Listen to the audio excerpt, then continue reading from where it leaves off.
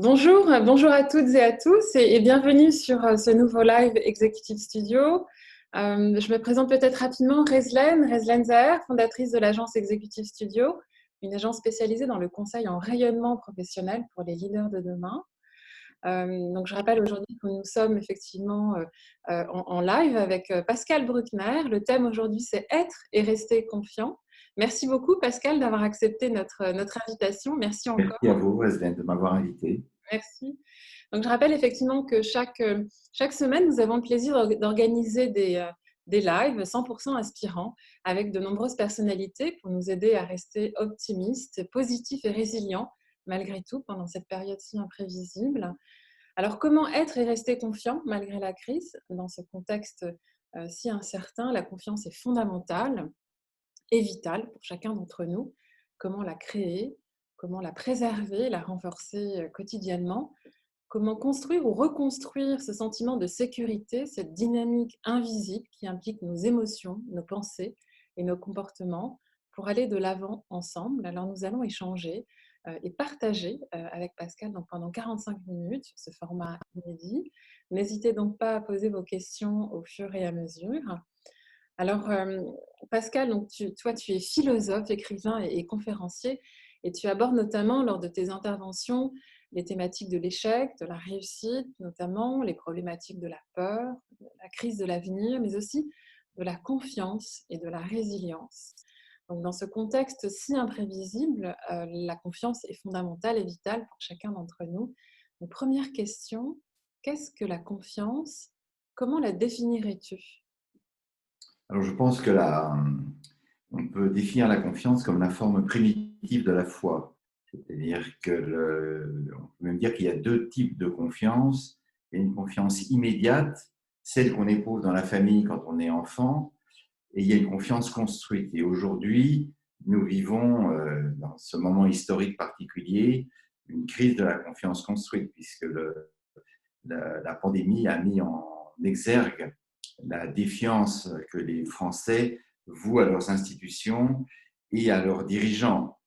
Et tout en sachant que cette défiance peut du jour au lendemain se retransformer en confiance si par miracle le virus disparaissait ou s'atténuait. Donc la confiance immédiate, je dirais que c'est celle du nourrisson qui apparaît dans la famille. Il est tellement démuni et abandonné qu'il ne peut rien sans les autres, donc c'est un lien de dépendance absolue, mais c'est aussi la confiance de l'invité dans un dîner ou dans un restaurant. On n'irait pas manger dans un restaurant, on n'irait pas dormir dans un hôtel si on redoutait d'être empoisonné ou assassiné. Et là, effectivement, cette confiance-là, elle est absolue. Et il est possible qu'elle disparaisse désormais lorsqu'on ira au restaurant, puisqu'on va s'entourer de précautions tellement extraordinaires, des cloisons en plexiglas, des serveurs à distance, des masques bien sûr, des couverts qui seront nettoyés et renettoyés. Donc même cette confiance-là risque de disparaître. Puis je dirais que pour nous, historiquement, le symbole même du manque de confiance, c'est les rois ou les dictateurs qui font goûter leurs plats à des goûteurs, justement, de peur d'être empoisonnés. Et donc, et effectivement, ces gens-là, ayant beaucoup d'ennemis, n'ont pas forcément confiance dans ceux qui leur servent à manger. Mais ce qui est vrai de la confiance, notamment la confiance dans les affaires, c'est que c'est une sorte de prophétie autoréalisatrice. Lorsque l'on scelle un contrat avec un partenaire, ce qu'on lui dit, très simplement, et aux États-Unis, les contrats ont souvent lieu sur une poignée de main, même lorsqu'ils impliquent des millions ou des dizaines de millions de dollars, c'est tu peux compter sur moi et je peux compter sur toi. C'est la fameuse formule It's a deal. Et évidemment, ce sont des liens qu'on va tisser à travers les affaires que l'on fait ensemble, mais ce lien peut évidemment se défaire à la première trahison. Et donc, c'est ça qui est très frappant dans la notion de confiance, c'est qu'au fond, elle est un peu analogue à la tapisserie de Pénélope. Pénélope attend Ulysse, mais tous les soirs, elle défait la tapisserie qu'elle a tissée pendant le jour. Et en réalité, la confiance, c'est c'est un phénomène de construction permanente, puisque le moindre accroc peut tout d'un coup déchirer la construction magnifique que nous essayons de bâtir ensemble. Et donc, c'est le couple confiance-suspicion est un couple qui, évidemment, marche de pair. Sinon, lorsqu'on demande à quelqu'un « je peux te faire confiance », c'est qu'on sous-entend immédiatement qu'on pourrait, évidemment, ne pas se fier à cette personne. Et donc, c'est un sentiment tout à fait intéressant sur ce plan-là. Et la première confiance que nous devons avoir, et c'est celle qui manque aujourd'hui dans les sociétés démocratiques européennes notamment, beaucoup moins aux États-Unis, on pourra peut-être y revenir un peu plus tard, c'est la confiance dans l'avenir. Donc, tu as parlé tout à l'heure de la crise de l'avenir. Je crois qu'avec cette pandémie, on a vécu une crise du présent. C'est-à-dire que tout d'un coup, le présent est devenu le lieu de l'hostilité absolue. Mais ce qui caractérise les sociétés occidentales depuis une vingtaine d'années, depuis la crise du changement climatique et depuis la crise écologique, c'est que tout d'un coup, ce qui a remplacé la confiance, c'est la peur. Et la peur est devenue une sorte de vertu intellectuelle, une sorte de vertu d'intelligence qui est prônée par un certain nombre de personnes et qui, évidemment, modifie complètement notre vision de l'avenir. Alors, je m'explique, quand j'ai été éduqué enfant, on nous apprenait à vaincre nos peurs. C'est-à-dire qu'en réalité, grandir dès la jeunesse, c'est évidemment grandir contre ses propres terreurs, c'est vaincre ses monstres. Et, je crois que la meilleure métaphore de cet apprentissage de la confiance en soi, c'est la fameuse histoire des trois petits cochons tels qu'ils ont été expliqués par Bruno Bettelheim. Donc, vous savez, le loup poursuit les trois petits cochons. Le premier se réfugie dans une maison en paille et le loup souffle sur la maison en paille qui se volatilise. Donc, il se réfugie dans la deuxième maison.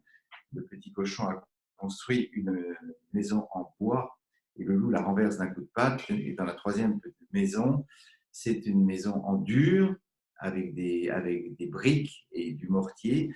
Et là, le loup se casse le nez à la porte et lorsqu'il essaie de rentrer par la cheminée, les trois petits cochons brûlent un feu. Alors, qu'est-ce que ça veut dire? Ça veut dire simplement que lorsque l'on a peur, on perd le sentiment de la réalité et on se réfugie dans des conduites magiques. Ça a été le cas des deux premiers petits cochons. Et le troisième frère, au contraire, a rationalisé sa peur, en a fait un instrument de défense contre l'imprévu et a décidé de construire un abri pour se protéger et protéger ses frères. Et donc, je crois que évidemment, c'est toute l'ambivalence de cette culture de la peur dans laquelle nous sommes élevés aujourd'hui, notamment à travers le phénomène du réchauffement climatique. Et dans un cas, là, le monde est un séjour hostile et une catégorie des écologistes nous promettent la catastrophe. C'est la fameuse prophète Greta Thunberg qui nous dit que nous n'en avons plus que pour quelques mois ou quelques années. Et puis, dans l'autre cas, on nous dit qu'en dépit des dangers que nous courons, et ces dangers sont indéniables, on peut faire du monde, non pas une vallée de larmes, mais peut-être un jardin plaisant à habiter. Et donc,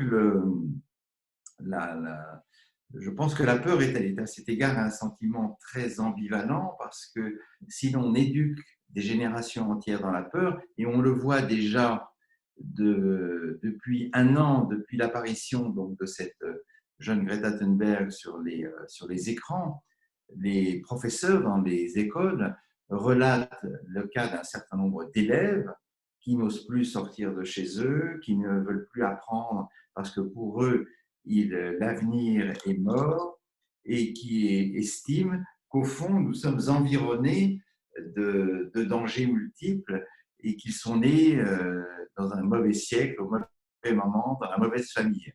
Et évidemment, tout cela propage un sentiment non pas d'une peur qu'on peut maîtriser, mais d'une terreur qui nous échappe et vis-à-vis de laquelle nous sommes complètement impuissants, comme l'étaient les gens du Moyen-Âge. Et ce qui est intéressant, je trouve, aujourd'hui, c'est que nous sommes dans une une terreur médiévale, mais post-technocratique, post-technologique, avec tous les instruments dont nous disposons.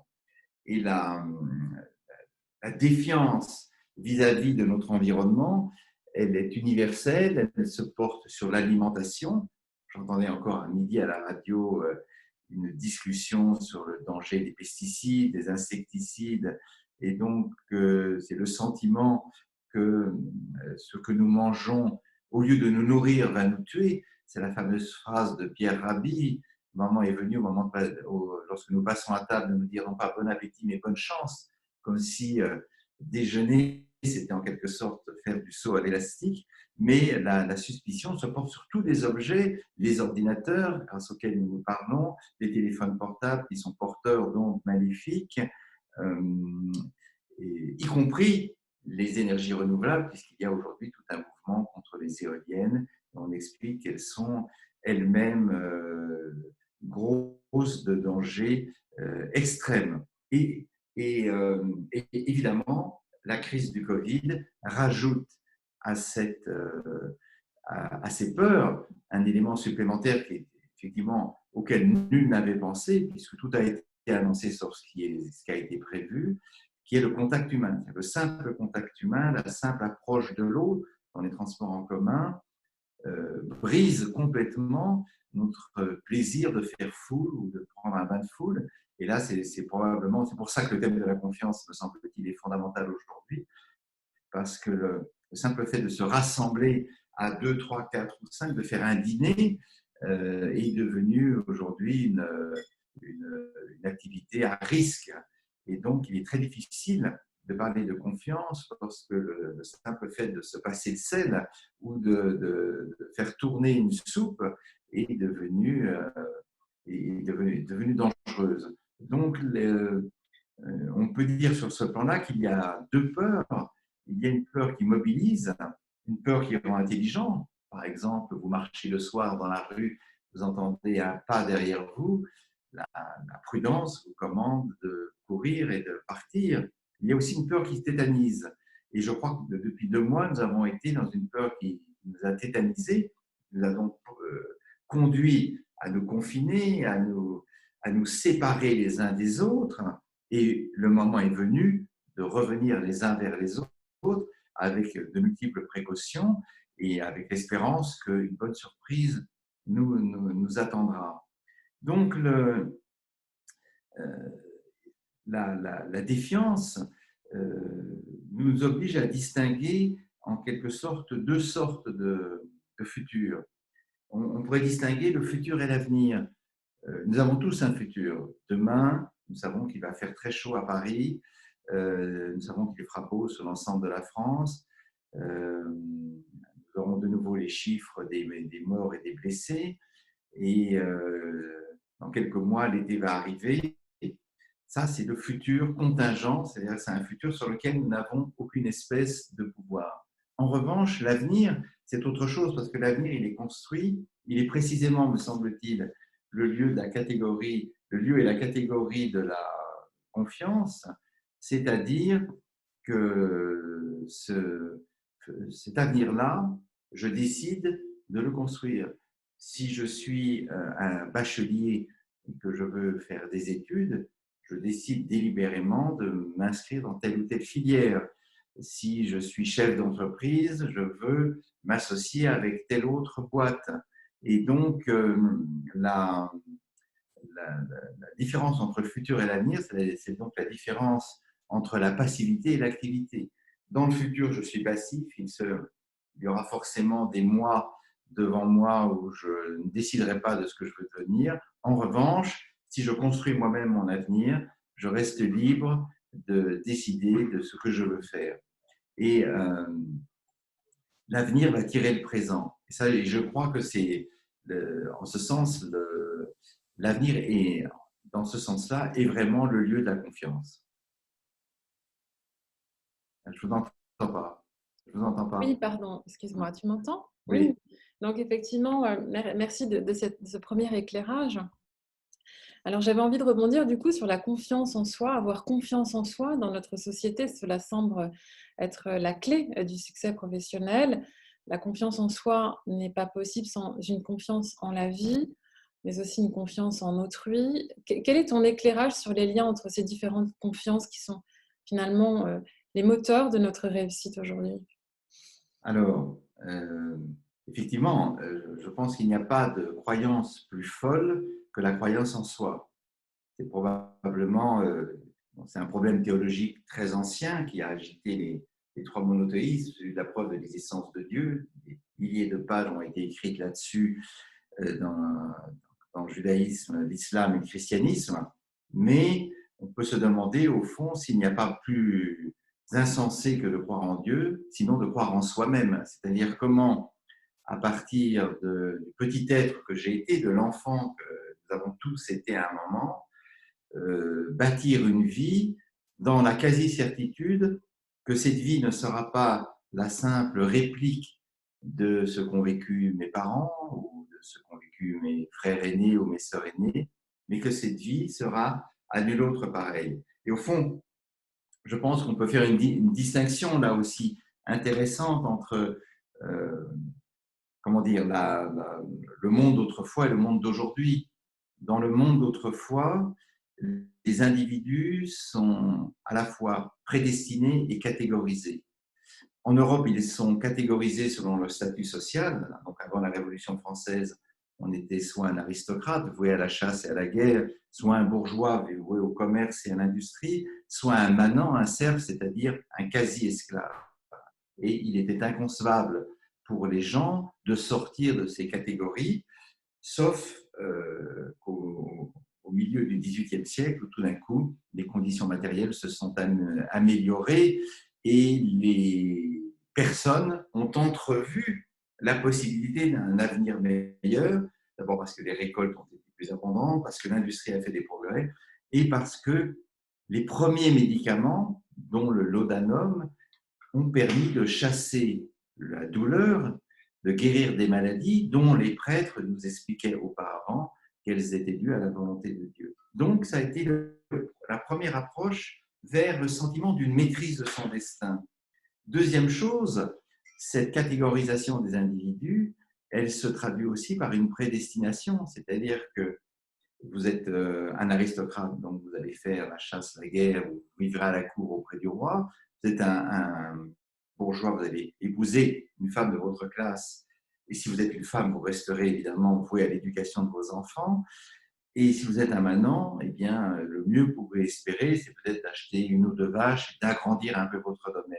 Et ce qui change et ce qui fait que la société du XVIIIe siècle, dite la société des Lumières, c'est le moment où l'espèce humaine reprend confiance en elle-même. Ce qui change, c'est que tout d'un coup, cette prédestination est balayée petit à petit. L'idée que notre vie est écrite à l'avance, soit par la société, soit par Dieu, cette idée-là est remise en cause parce qu'au fond, chacun est élevé dans l'idée qu'il peut, d'une certaine façon, écrire lui-même son existence et qu'au fond, comme on dit aux États-Unis aujourd'hui, ton existence est un scénario dont tu entreprends toi-même la rédaction. Alors évidemment, on voit très bien que c'est une vision très hollywoodienne du monde, que les choses sont sans doute plus compliquées, mais il y a là quand même, je crois, le pari de la modernité. Et au fond, le pari que chacun fait de nous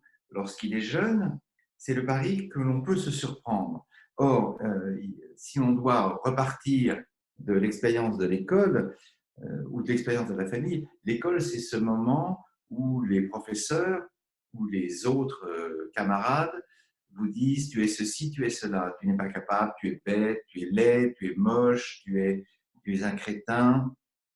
Et on sait que ces phrases peuvent marquer durablement une personne et que ces phrases peuvent inscrire dans le cerveau des gens l'idée qu'au fond, ils sont incapables de mener à bien le moindre projet, précisément parce qu'ils ont été, dès le jeune âge, condamnés en raison de leur sexe, en raison de leur physique ou en raison de leur timidité, condamnés à rester en quelque sorte dans la catégorie des cancres. Et donc, et on sait très bien aussi à quel point, ça la psychanalyse a beaucoup expliqué, Ce qui est toxique dans une éducation, ça n'est pas les coûts que l'on peut recevoir. Alors, évidemment, aujourd'hui, ça se fait beaucoup moins. En tout cas, dans certains milieux, c'est interdit. Moi, j'ai été encore élevé à une époque où les châtiments corporels étaient de règle, et ça n'était finalement pas si terrible que ça, les coups de règle, les martinets, les fessées.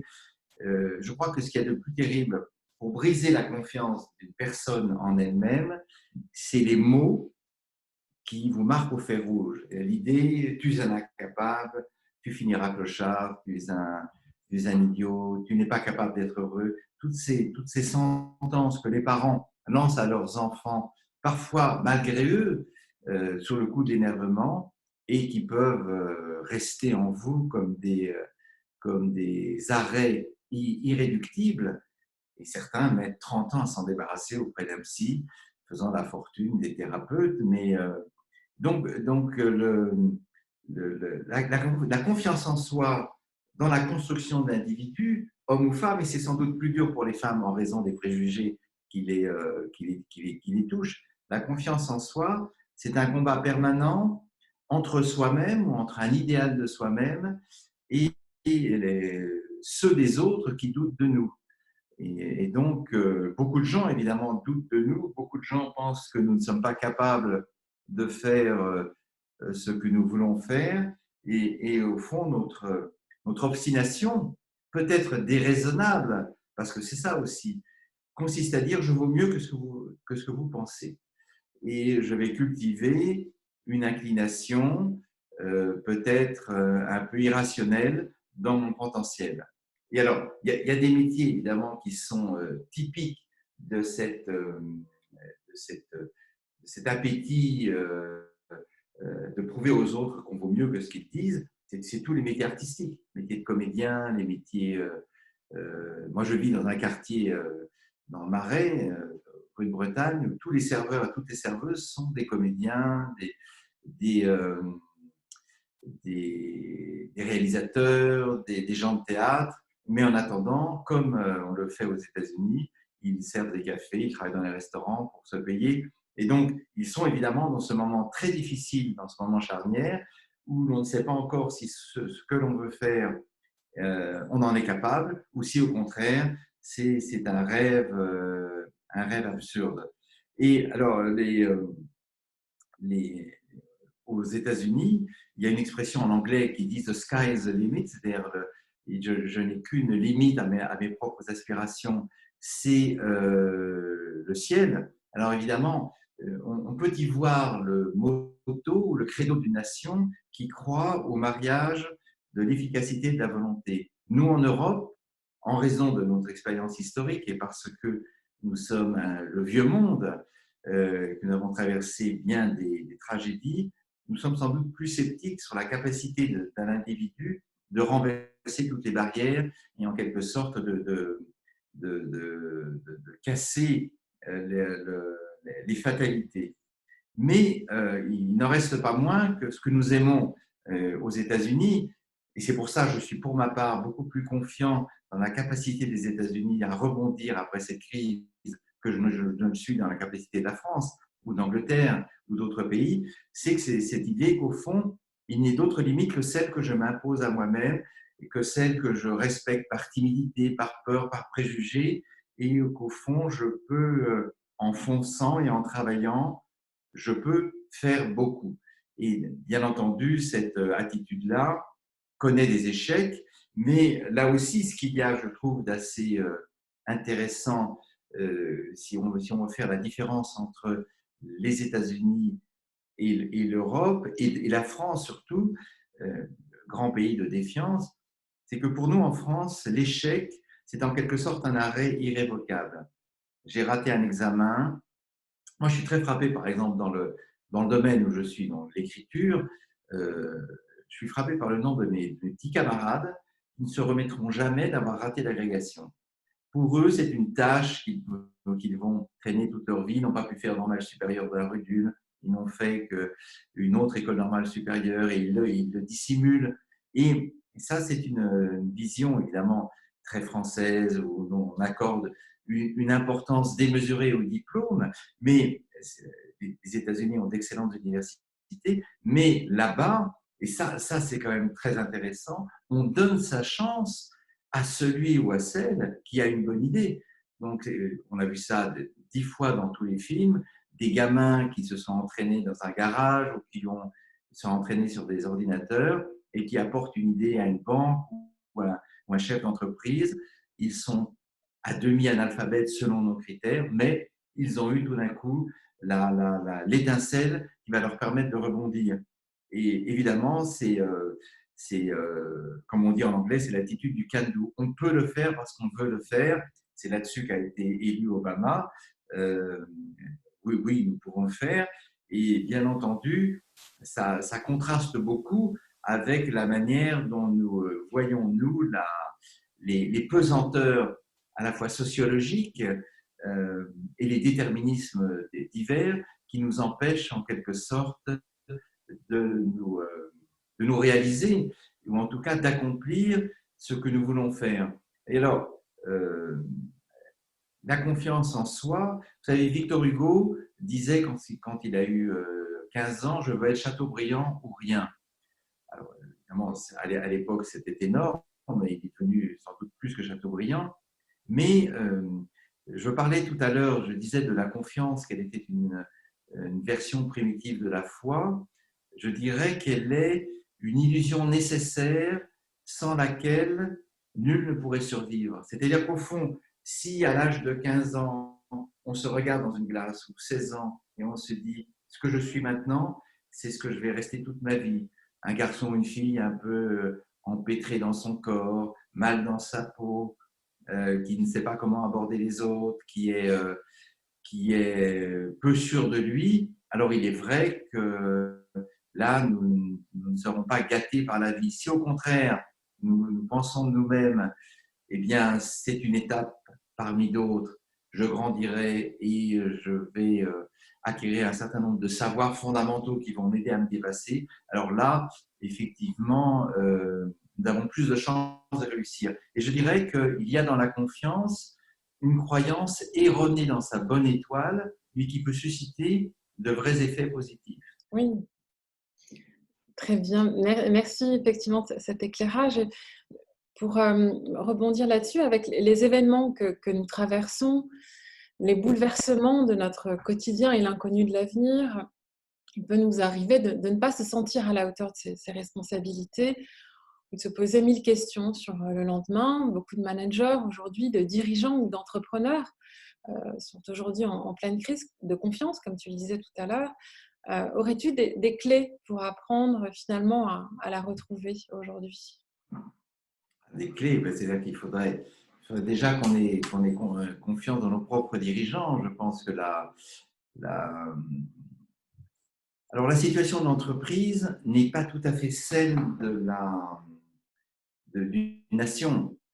Alors je vais peut-être d'abord parler du cas de la France et puis ensuite rebondir sur celle de l'entreprise. Un pays comme la France a une tradition de s'appuyer sur l'État. Nous avons été construits par l'État depuis plus d'un millénaire, depuis les Capétiens, à travers la Révolution française. Et au fond, ce qui caractérise les Français, au contraire de tous les autres peuples, y compris de nos voisins européens, c'est l'idée que nous allons nous construire et nous protéger à travers l'État. Et dans cette construction de l'État, la figure tutélaire, c'est le chef d'État, c'est le président.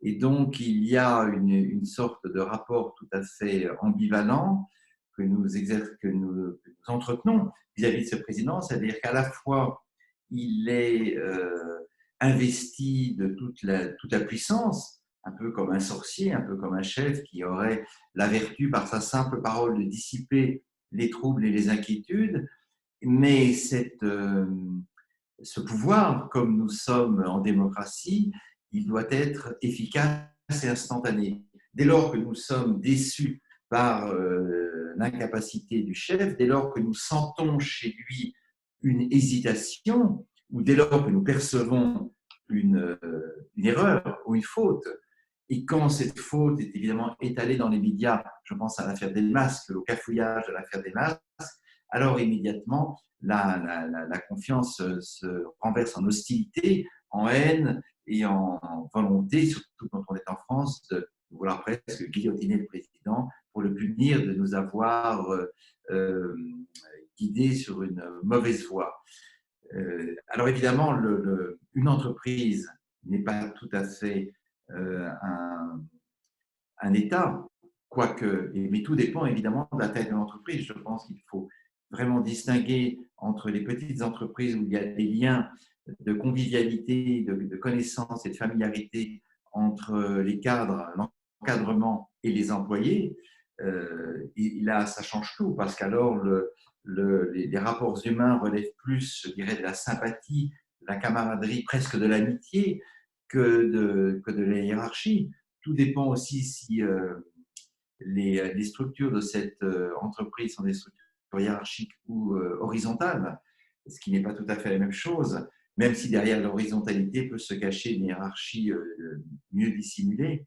Dans les petites boîtes, moi j'ai travaillé pendant longtemps dans une maison d'édition qui caractérise ce qui doit caractériser les rapports, c'est la transparence absolue. On ne peut pas cacher les choses et lorsque advient un événement douloureux, on est bien obligé de réunir le personnel et de lui dire la vérité. Et même s'il y a des mauvaises nouvelles annoncées, de le faire en toute transparence. Alors, puisque je suis arrivé sur le chemin de l'édition, je voudrais juste m'attarder une seconde sur le management d'une maison d'édition. Alors, c'est un tout petit secteur du business et c'est un secteur très peu rentable, mais c'est quand même un secteur représentatif.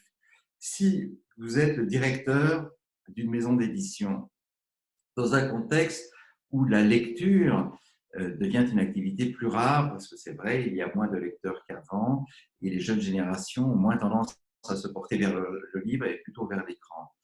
Si, lorsque vous réunissez lors des fêtes de fin d'année euh, votre personnel et que vous dites « nous exerçons une activité qui est en voie de disparition, nous sommes en quelque sorte les derniers dinosaures d'une industrie qui a connu ses heures de gloire avant la guerre et après la guerre », vous risquez quand même d'instiller dans l'esprit du personnel un découragement total.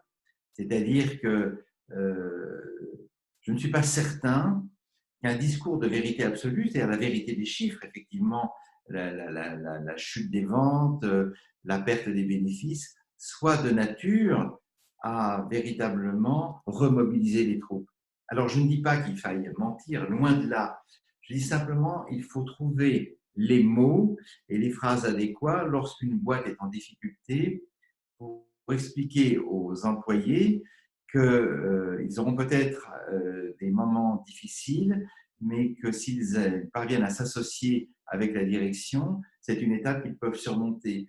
Et donc, encore une fois, moi, j'ai le sentiment que la confiance, c'est presque dans une entreprise, et on pourrait parler du couple aussi, on n'en a pas parlé tout à l'heure, mais on pourrait parler du couple, mais le couple est un autre domaine. C'est un plébiscite de tous les jours, la confiance, c'est-à-dire, au fond, chaque jour, on doit remettre le métier sur l'ouvrage et se battre pour obtenir des résultats meilleurs sans se dissimuler pour autant l'adversité que l'on va rencontrer. Et donc, je crois beaucoup pour ma part au phénomène de la mobilisation. Et en réalité, la mobilisation, c'est un terme militaire que je n'aime pas beaucoup parce qu'il est associé à la violence. Mais en réalité, c'est quand même une vertu qui est importante lorsque l'on dirige une entreprise de quelques dizaines de personnes. Et c'est encore plus vrai lorsque l'on dirige une entreprise de 50, 100 ou de milliers ou de centaines de milliers de personnes. Alors là, évidemment, la confiance doit être en quelque sorte une vertu qui se répercute à tous les échelons. Et c'est l'idée qu'à la fois celui qui nous dirige sait où il va et saura trouver les mots pour nous justifier en quelque sorte dans l'appartenance à à cette entreprise. Alors, je ne sais pas si j'ai répondu exactement à votre question. Et ce qui est vrai, il y a une chose aussi qu'il faut rajouter, c'est qu'on critique beaucoup le capitalisme depuis 2 siècles. On pourrait même dire que l'économie capitaliste ne vit que de ses propres réfutations et ne vit que de ses critiques et de l'annonce de sa disparition programmée. Là, avec la crise du Covid, on a encore eu une bonne dizaine d'annonces de sa mort prochaine. Très bien. Mais on accuse le capitalisme d'être une éthique de la cupidité. Or, ça n'est pas vrai. Je pense qu'il est avant tout, et lorsqu'on lit les pères fondateurs comme Adam Smith, il est avant tout une éthique de la confiance. On fait des affaires et les affaires prospèrent parce que les gens ont confiance les uns dans les autres. Et c'est pour ça que les guerres, la guerre civile, les épidémies ne sont pas propices du tout aux affaires, tout simplement parce que pour qu'il y ait des échanges fructueux et pour qu'il y ait des échanges gagnant-gagnant, pour utiliser le langage des affaires, il faut qu'il y ait une certaine paix sociale. Et regardez, par exemple, prendre un événement qui a eu lieu il y a 2 jours, à quel point l'annonce par le laboratoire Moderna d'un possible potentiel vaccin contre le virus a immédiatement remobilisé toutes les bourses, notamment les bourses américaines. Donc, cela veut dire que la confiance est au cœur même du climat des affaires et non pas la cupidité simplement, comme on le dit, la cupidité est un à côté du capitalisme. On pourrait même dire que c'est le fossé où il échoue trop souvent. Et c'est déjà exactement ce que disait aussi Adam Smith lorsqu'il il tentait de poser des lois pour établir un commerce et une industrie équitable entre les différents partenaires, mais sans confiance, il n'y a pas de marché viable. Alors, j'avais une petite question aussi, enfin quelques questions qui sont arrivées un petit peu avant notre live. Donc, il nous reste effectivement quelques minutes pour les questions avec les participants. Donc, je vais effectivement te proposer de répondre à peut-être 2-3 questions que j'ai reçues en amont et puis d'ouvrir effectivement le débat avec nos participants en ligne. Alors, j'avais une première question sur la confiance en soi est en fait une confiance en la vie. Il s'agit d'apprendre à aimer l'incertitude. Qu'en pensez-vous? Ah ben oui, oui, je suis d'accord. Comme je le disais tout à l'heure, ce qui caractérise dans les sociétés individualistes et démocratiques, ce qui caractérise l'existence, c'est qu'elle n'est pas écrite. Et donc, elle est par nature incertaine, ce qui veut dire qu'étant incertaine, elle ne dépend pas des autres, elle dépend avant tout de moi. Alors, bien entendu, je devrais affronter un certain nombre d'obstacles. Bien entendu, lorsque j'irai à l'université, je passerai des concours, des examens, je serai soumis à la compétition des autres, mais je serai en quelque sorte le seul décideur de mon avenir.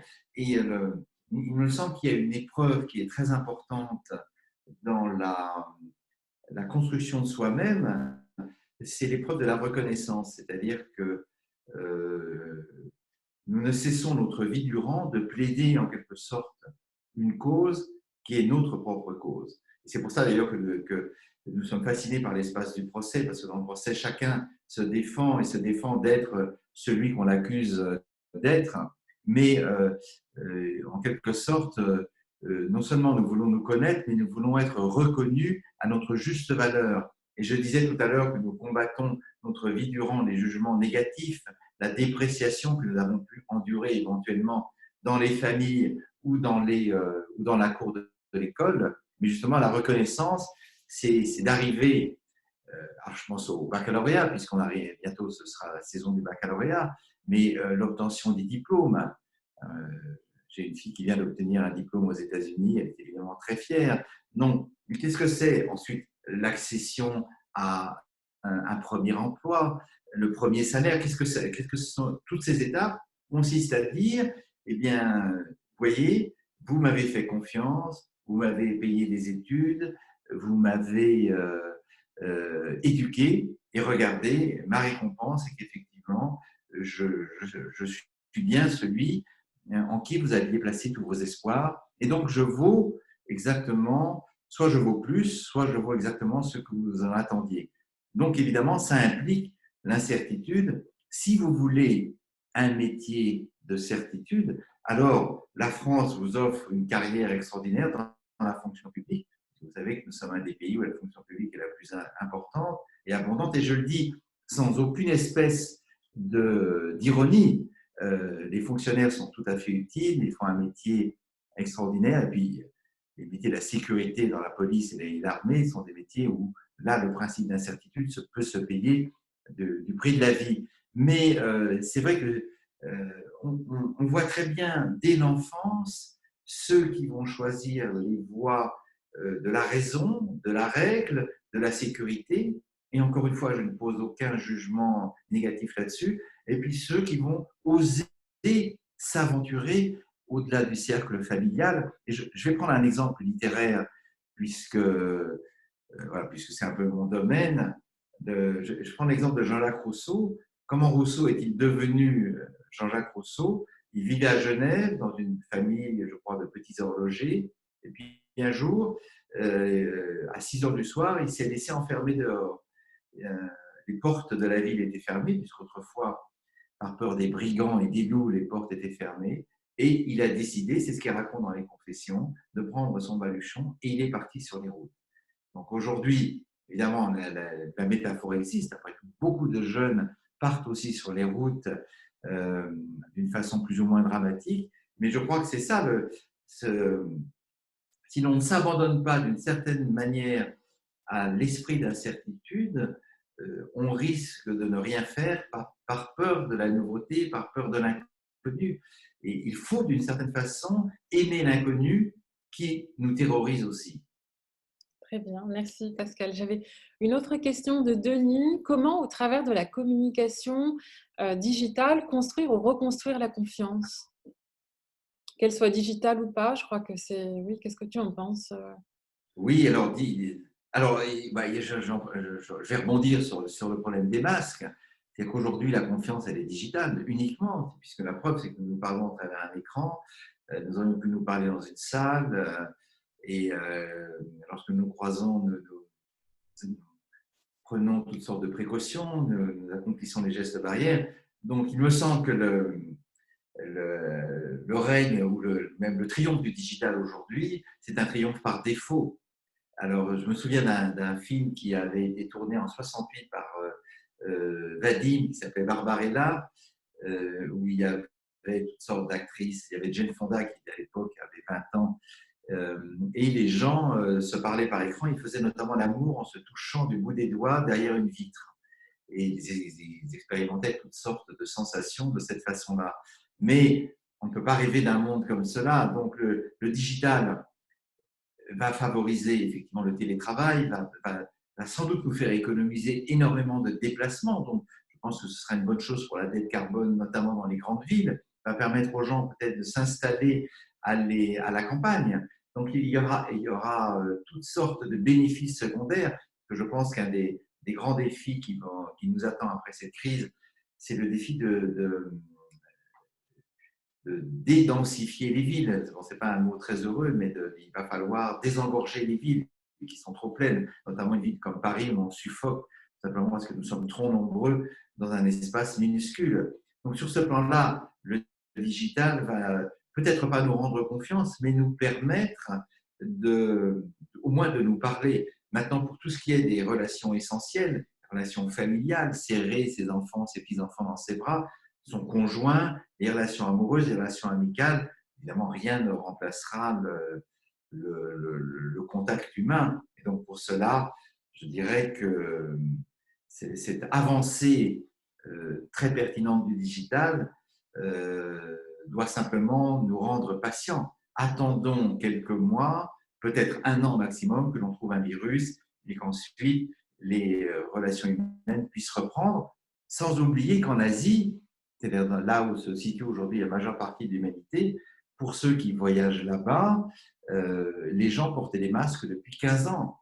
quand vous allez à Hong Kong, quand vous allez en Chine, en Thaïlande, même dans certains endroits en Inde, notamment à Bangalore, les gens portent des masques parce qu'ils savent qu'au fond, une projection maladroite peut entraîner des dégâts irrémédiables. Donc, je pense qu'effectivement, le digital vient de faire un pas fondamental dans notre existence. N'oublions pas les, la masse assez nombreuse des gens qui sont dans l'illettrisme digital, c'est-à-dire des gens qui ne savent pas manipuler un smartphone, ils ne savent pas manipuler un ordinateur. Donc, cela, il va falloir leur rendre confiance dans leur aptitude à maîtriser les technologies, parce que si on n'est pas capable aujourd'hui, quel que soit son âge, de maîtriser un minimum la technologie, on est mort. On est socialement totalement inapte à communiquer avec son voisin. Mais je pense que donc le digital va être une étape dans la reconquête de la confiance en soi, laquelle passe forcément par le contact humain. Très bien, merci.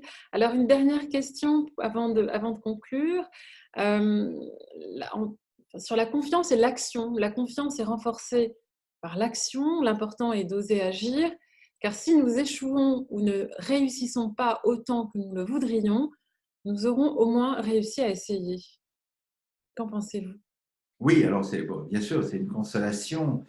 Alors, il faudrait rentrer dans la problématique de l'échec, qui est une problématique très complexe, très compliquée. J'ai dit tout à l'heure que les Américains avaient une attitude beaucoup plus positive vis-à-vis de l'échec, puisque pour eux, l'échec fait partie de la réussite. C'est-à-dire qu'au fond, tous les chefs d'entreprise ont échoué, se sont ont entraîné très souvent leurs finances dans le désastre, et puis se sont relevés. Et je crois qu'il y a une loi aux États-Unis, ça s'appelle le chapitre 11, mais je peux me tromper, qui permet de se déclarer en faillite pour pouvoir s'assurer un avenir.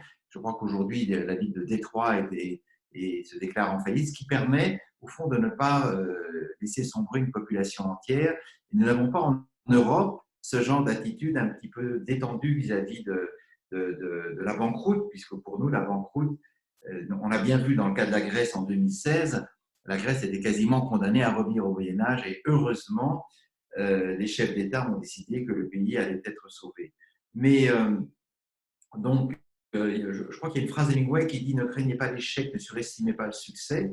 Effectivement, le succès d'un jour ne veut pas dire que nous serons triomphants tout le long de notre existence. Mais si je crois à la question qui m'a été posée, je pense que on choisit souvent, spontanément, la voie de la facilité, parce qu'on se dit, au fond, là, je reste dans ma zone de confort, je vais rencontrer des obstacles qui ne seront pas insurmontables, et donc je pourrais probablement m'en sortir. Alors, bien sûr, c'est très tentant, et à tous les âges, nous préférons cette voie confortable à la voie du risque. Mais au fond, ce que l'on peut préférer, notamment lorsqu'on est dans la force de l'âge, c'est-à-dire aujourd'hui entre 20 et 50 ans, puisque notre, notre conception des générations a beaucoup changé, ce qu'on peut dire, c'est qu'au fond, nous sommes renforcés par l'épreuve. Et on ne peut pas se souhaiter une vie qui soit protégée de la naissance à la tombe. C'est un peu l'un des grands problèmes que nous rencontrons en France, c'est-à-dire qu'au fond, je parlais tout à l'heure des attentes démesurées que nous nourrissons vis-à-vis de l'État, et nous voudrions en quelque sorte que l'État soit l'État protecteur, qui nous prenne au berceau et nous lâche à l'EHPAD. Mais ça, c'est un idéal qui n'est quand même pas très séduisant pour une jeunesse qui n'a pas tout le temps envie de se confiner dans la sécurité. Et donc, je pense que on doit avoir une confiance dans le pouvoir de chacun d'entre nous de surmonter des obstacles, y compris des obstacles qui nous paraissaient absolument indépassables au départ. Et au fond, une période difficile, c'est une période souvent insupportable à vivre, mais si on en sort, on se rend compte qu'au fond, on en est sorti renforcé et qu'on a qu'on a vaincu une peur qui n'était pas simplement une peur extérieure, mais au fond la peur d'être incapable d'aller au-delà de ses propres limites. Et au fond, ce que l'adversité nous enseigne, c'est que les limites sont en nous souvent des limites imaginaires et qu'il y a beaucoup plus en nous que ce que nous pensions réalisable. Très bien, merci beaucoup. Ce sera peut-être notre mot de la fin, à moins que tu souhaites conclure, peut-être par un petit mot pour nos participants sur cette notion de confiance et de résilience, peut-être. Oui, alors j'ouvrirai sur un tout autre domaine. Je dirais que nous avons trois manières de maîtriser l'avenir. C'est la prophétie, la promesse et l'espérance. Et donc, la prophétie, c'est de l'ordre religieux, mais il y a des prophètes laïques. On en a en abondance aujourd'hui. Ils nous promettent en général des choses pas très agréables. La promesse, c'est par exemple le contrat de mariage. On a souvent décrit le mariage comme le triomphe de l'espérance sur l'expérience. Au fond, c'est une très belle illustration de la confiance. C'est cette idée qu'au fond, ce lien, ce serment que je fais à la personne avec qui je vais me marier ou avec qui je vais vivre va pouvoir passer le cap des années et triompher de tous les obstacles, de toutes les tentations, de tous les pièges. Et puis l'espérance, c'est l'idée que l'avenir, ça n'est pas simplement le lieu de la perdition, ça n'est pas simplement le lieu de la maladie ou le lieu d'un vieillissement indésirable, mais c'est aussi un horizon qui peut m'apporter beaucoup de joie et de plaisir. Et donc, c'est aussi l'idée que l'avenir reste l'horizon de l'espérance et de la crainte mêlée. Et l'espérance, c'est l'idée qu'au fond, le monde va rester pour moi un lieu de permanence et va rester pour moi le lieu de l'amitié et non pas forcément de l'hostilité. Très bien, merci beaucoup, beaucoup Pascal de cet échange très inspirant. Moi, je souhaiterais aussi peut-être ajouter peut-être une notion sur l'action aussi, avoir confiance en tout ce que notre action est capable de créer en nous offrant voilà, un point de contact avec le monde, en ayant confiance en tous ces hommes et ces femmes qu'on rencontre quotidiennement pour redonner du sens à nos projets professionnels, à nos projets de vie et aller de l'avant ensemble. Merci beaucoup, beaucoup, beaucoup Pascal de Merci à ce vous. temps. J'ai été ravie de cet échange. Je vous rappelle que tes ouvrages sont en vente un petit peu partout, notamment le dernier, Une brève Oui. éternité, philosophie de la longévité. Merci également à vous de votre fidélité de nos échanges au quotidien. Je rappelle que nous continuons notre cycle de conférences inspirantes la semaine prochaine, jeudi 28 mai, avec Fabienne Arata, qui est la directrice générale de LinkedIn France, sur la thématique de être et rester connecté. À très bientôt. Merci encore Pascal. Prenez soin de vous.